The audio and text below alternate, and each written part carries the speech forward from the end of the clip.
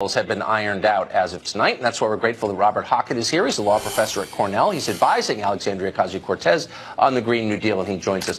Professor, thanks very much for coming on. So can I just ask the obvious question, why would we ever pay people who are, quote, unwilling to work? We never would, right? And AOC has never said anything like that, right? I think you're referring to some sort of document that some doctored document that somebody other than us has been circulating. Oh, I thought that came right from her. That was in the background or from her office, is my understanding. No. She's actually tweeted it out to laugh at it. If you look at her latest tweets, it seems that apparently some Republicans have put it out there. I don't know the details. Good. Well, then thank you for correcting me. I mean, because it seemed a little ridiculous. Almost as ridiculous as the idea that we're going to build enough light rail to make airplanes unnecessary, which I think actually is from the plan. I don't know where you got that either, Tucker. I actually believe that you're actually on our side about this if you actually read the actual plan, right? There's nothing about getting rid of anything. It's about expanding menu options, right? I mean, there are many, many things we want to be able to do now in addition to what we already do. So where's the airplane disappearance coming from? I'm not really clear on where that originated. Well, I could actually get it for you. This is that would be great. Frequently asked questions released by her office. And I'm quoting from it. Maybe this is fraudulent, in which case I hope you'll correct me. But it says that the Green New Deal would, and I'm quoting, totally overhaul transportation, and that would mean, quote, building out high-speed rail at a scale where air travel would stop becoming necessary.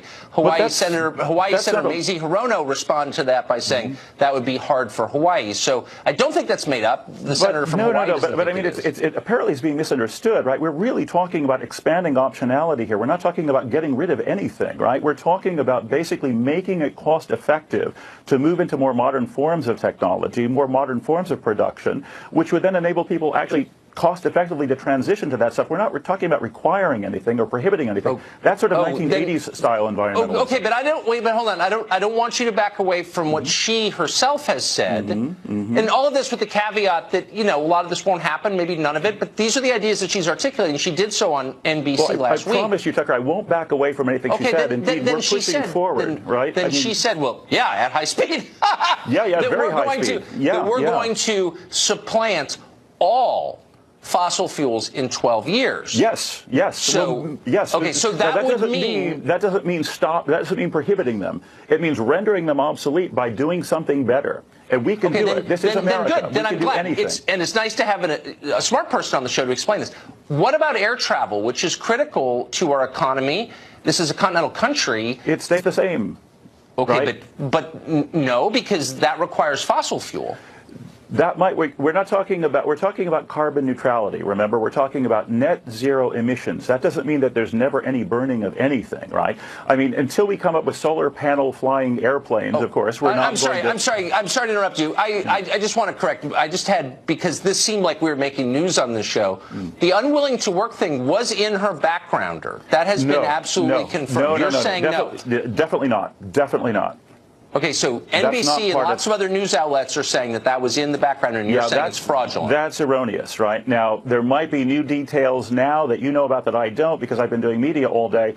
But the story all day... Yeah, I think that was actually in the document. I read it as it came out. Well, it's the wrong document, Tucker. It's definitely the wrong document. That's not us. No, we certainly don't believe what you're saying is right? We're not getting rid of fossil fuels, actually, even though you just said we were. No, we're rendering them obsolete for most purposes they're used for now, right? But air travel is a huge source, source. Hence the word most before, right? We eliminate them for most purposes for which they're used now. By rendering them obsolete. So I've got 2 gasoline-powered cars at home. But imagine how much better it's going to be when it's cost-effective to drive electric cars. But that can't be done simply by individuals, right? You have to coordinate. You have to have charging stations everywhere.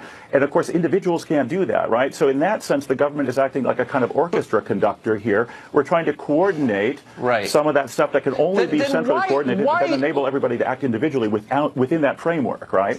Yeah, I don't fully understand what you're saying, but let me on the low end, this would be the most expensive thing that the United States has ever undertaken, including rural electrification, the Second World War, And I'm just kind of wondering, in a country that's got more debt than it has GDP, how would we pay for that? Well, here's the key, right? Remember that we racked up enormous debt to finance the Second World War effort and the New Deal and, of course, the interstate highway system in the 50s.